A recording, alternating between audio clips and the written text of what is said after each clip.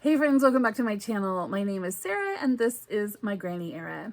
So a few months ago, I was watching a video from Debs at Raider Read Stuff, and she was talking about an issue that has come back up again this week. Now, maybe you guys have all been talking about this for months and I just missed it, but several months ago, she was talking about the struggle that we face when we find out information about an author that we don't like, right? Or that doesn't fit within our morals. When we learn that an author has committed some kind of really horrific crime, right? He's committed a crime against children.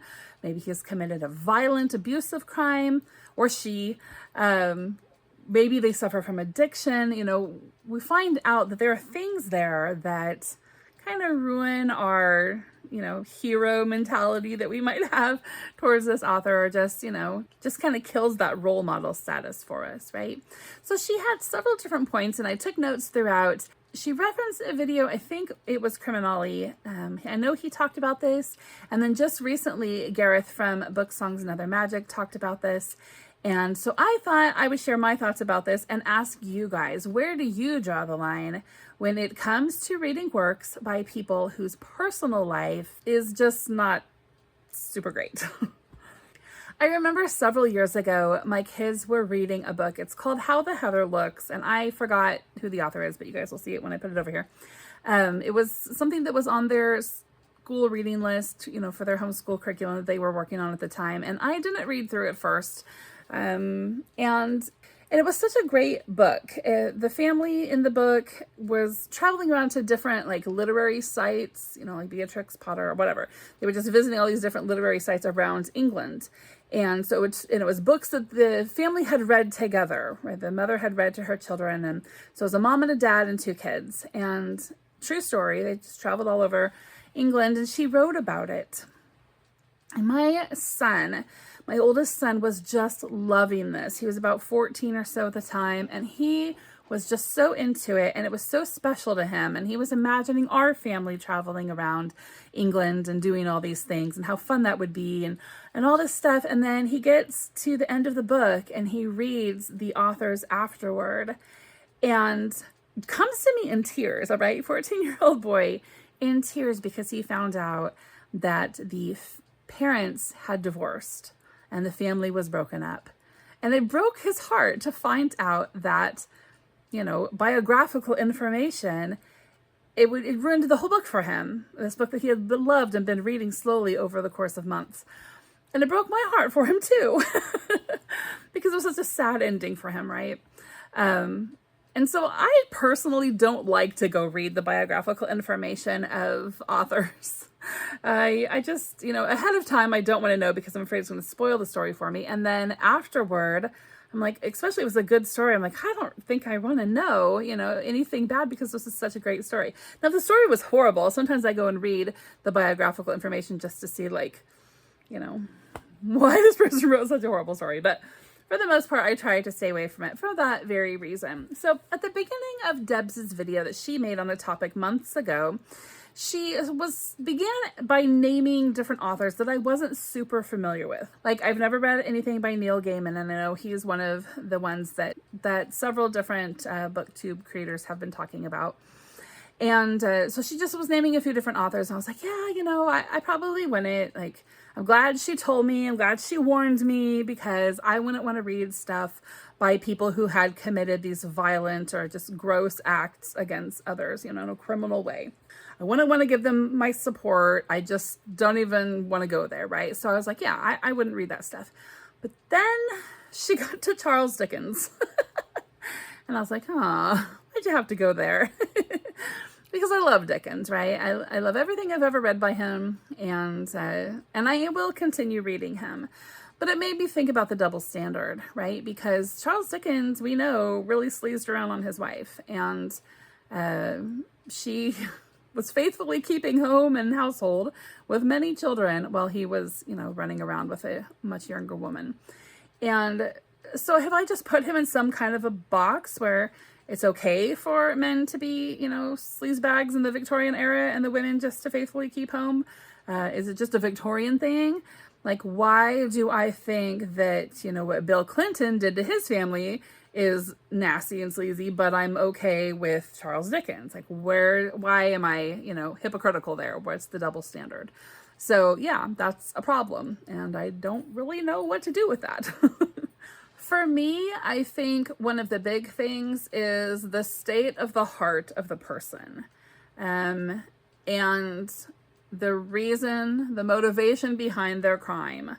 Now, in the case of Charles Dickens, him cheating on his wife is 100% not okay. I'm 100% not okay with that.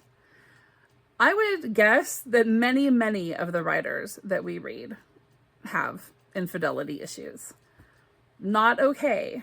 However, in most cases, and very likely in the case of Charles Dickens, it was a mutual relationship between two consenting adults, right?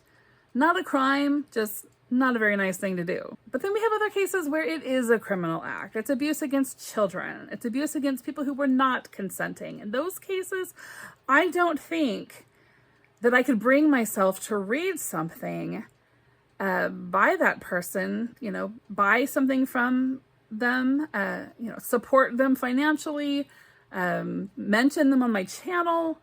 If I don't know, I don't know. But when I know, I know. And the answer is no.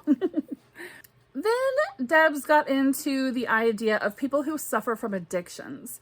And I really had to think this one through, because while I don't, think that drug and alcohol addiction is a great idea, and a lot of times it can be criminal, I think that if the addiction did not lead to criminal behavior, I don't think that it would bother me to read something by that person who's struggling with an addiction.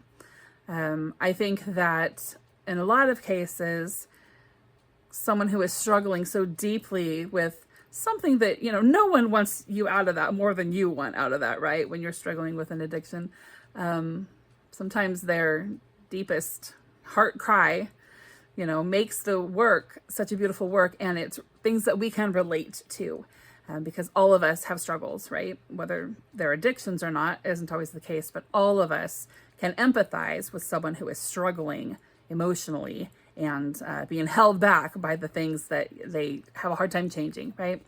So I don't think that addictions just in and of themselves would bother me at all, really. But of course, if it caused them to be criminals, then we have another problem.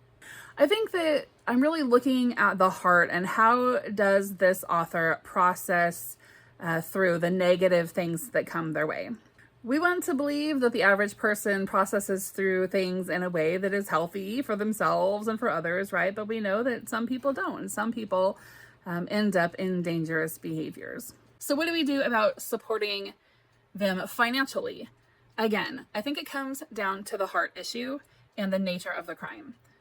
If it is something that was done in a consensual way, it just wasn't okay with, my morals, then I think I would probably go ahead and spend money on that author's works, especially used.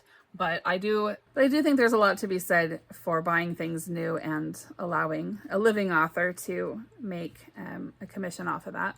But even authors who have committed horrific criminal crimes, even if they're not living anymore, I don't think that I would want to put money towards that, even used. It's just the principle of it. I feel like Gareth said in his recent video about this subject, it's dishonoring to the victim. And I know in my own self, from my own heart and integrity, that's probably not something that I could feel comfortable with, even if nobody ever knew about it. So just a little short talk about that. I'm curious to hear what all of you think about that. Make sure, if you are interested in this subject, to check out the videos that I put down in the description box from the other people who were talking about this, and give us your opinion in the comments too, if you are so inclined. If you've not yet liked or subscribed, please do, and share my channel if you think that this is a fantastic channel that all of your friends should subscribe to. Have a great day, guys. I will see you soon. Bye-bye.